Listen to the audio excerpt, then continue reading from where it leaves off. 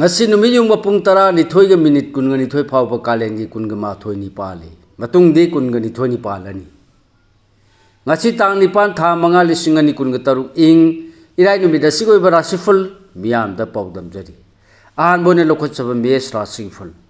ningba thungba maru mapang na sanbi ba anu ba thabok pai ba matang cha ba numi ni asaw ba amadi anam kan banadi mangjagani siksil Lisa pakhang yun na may pakani thoni polam lay sini angang ba. Bris rasi ful.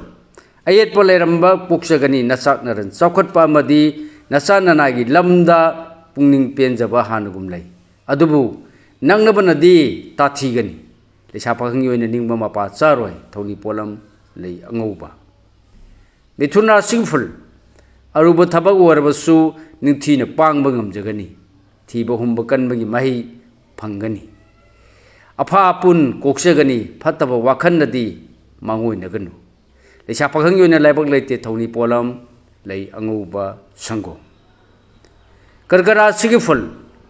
haksang kingba ningba thungba matam pumbada maruma pangna tengbang ningba sel thum kana banumini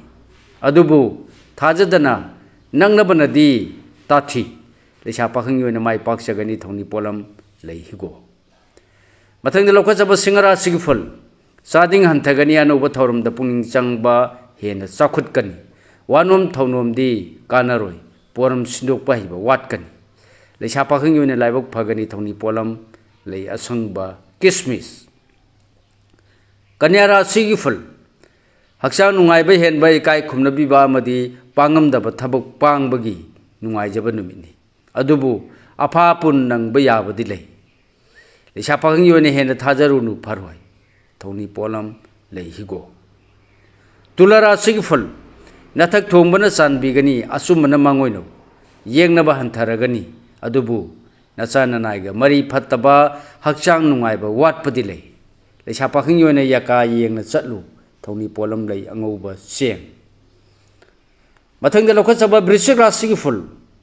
ningjaba thungani wanom thonom kana jagani Parki loksing chawbana mina laksaba ngamloi sarang narabadi mai pakpa wagani leisa pakhang yoina ningba khardi thungani thoni polam lei angauba seng dhanu rasi ful aruba thawa amata naitom mangoinana pangan asawba ngaingamdaba amadi ngakpa ngamloidaba wa ngangbana mingsat thiba hengani leisa pakhang yoina matam hawan kho thoni polam lei angauba seng Makara sigful harauba ningba thungjaba anauba sa lakpa miyamna thajabiba numini adubu akauba atanbana nasak naran mayeng tahangani leisa pakhang yona laibak phagani thoni polam lei higo mathangda lokha saba kumbara sigful charang na bana sading hengani yengna bana pangal ba amadi huramna na tathiba numini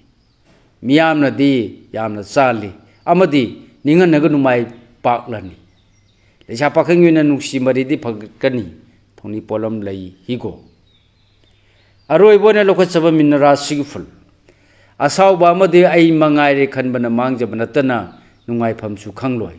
nasana nagi wa tabadi kana jagani ningba kharsu thungani leisa pakhang yona mai pakani thoni polam lei chini angangba Thoni polam sing asi sana ningjaba laida soidan baki katpiyu mai soidana phangjagani